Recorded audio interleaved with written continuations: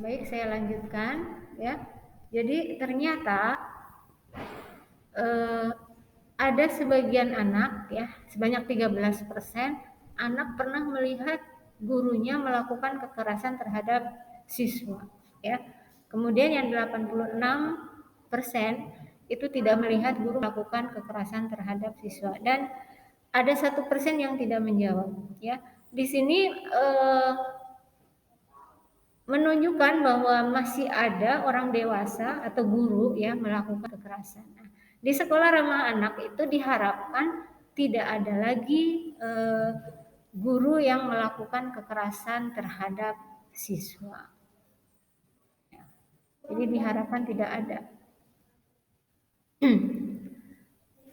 Nah, kemudian ini adalah adanya kekerasan yang dilakukan oleh teman ya, kepada responden ya. Jadi ini dilakukan surveinya terhadap orang yang pernah mengalami kekerasan dari temannya. 28% cukup tinggi ya. Ini pernah mengalami kekerasan yang dilakukan oleh temannya. Jadi bukan melihat ini tapi mengalami sendiri. Sedangkan 71% tidak mengalami kekerasan ya, jadi belum pernah mengalami. 1% tidak menjawab ya. Ini sumber KPPA tahun 2017. Nah, ini adalah komponen sekolah ramah anak. Yang pertama adalah kebijakan sekolah ramah anak ya. Ada SK-nya ya, kemudian ada program yang mendukung ramah anak ya. Jadi di sekolah kita ini bagian kesiswaan dan humas ya sudah melakukan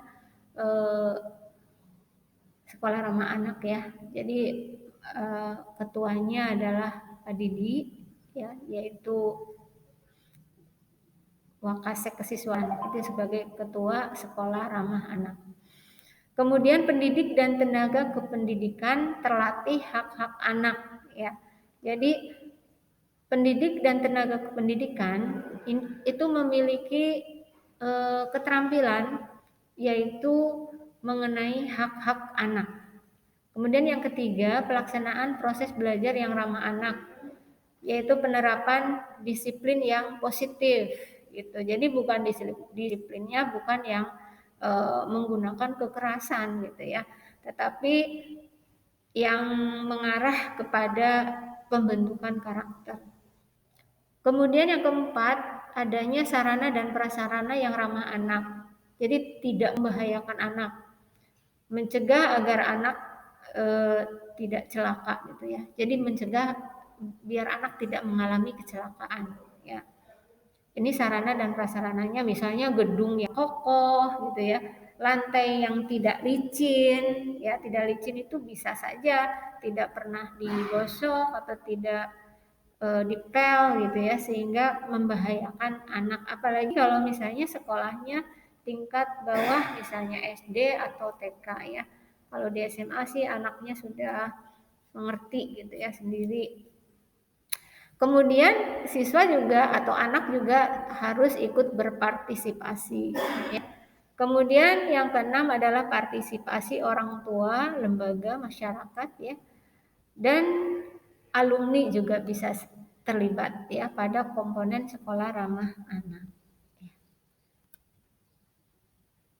Nah, apa syarat dari sekolah ramah anak? Nah, mau ya kita bergabung? Nah, inilah sekolah kita ya. Yang pertama ini ya, lapangannya kita luas ya, bisa digunakan sebagai tempat bermain, berolahraga gitu ya. Kemudian pemandangan yang sejuk ya di mata ya, ini adalah sekolah kita. Kemudian adanya BPBK ya, ini Bu Ima ya, yang selalu menerima keluh kesah dari siswa ya, sebagian siswa yang sedang berkonsultasi ini ya di ruang BPBK. Ya, ruang BPBK kita itu sangat luas ya, di sana bisa curhat dengan tim BP dan BK. Nah, ini adalah kelas ya, tempat belajar. waktu belum adanya pandemi COVID ya. Jadi Pak Abung sedang mengajar ya di kelas. Nah, di kelasnya itu dibikin yang senyaman mungkin ya, bisa dilukis ya dengan lukisan yang eh, memotivasi gitu ya. Nah, kemudian ini adalah ruang laboratoriumnya. Ini juga harus aman ya, tidak ada kabel yang bertebaran gitu ya. Kemudian susunan komputer yang aman gitu buat siswa. Jadi tidak takut nanti ada setrum gitu atau kaki terlilit kabel dan sebagainya ya. Nah, ini adalah deklarasi siswa dan guru ya untuk sekolah ramah anak ya. Ini adalah pada saat penandatanganannya ya, berkomitmen ya menciptakan sekolah ramah siswa atau sekolah ramah anak ya. Ini siswa dan guru bercampur gitu ya sebelum masa pandemi ini ya fotonya, makan makanan sehat tentunya. Nah, ini adalah deklarasinya. Nah, barangkali itu saja. Terima kasih atas perhatiannya. Ya, mohon maaf apabila penyampaiannya masih ada yang belum jelas, bisa disampaikan melalui kolom komentar atau bisa melalui WA ya. WA Ibu ada di grup ya. Terima kasih.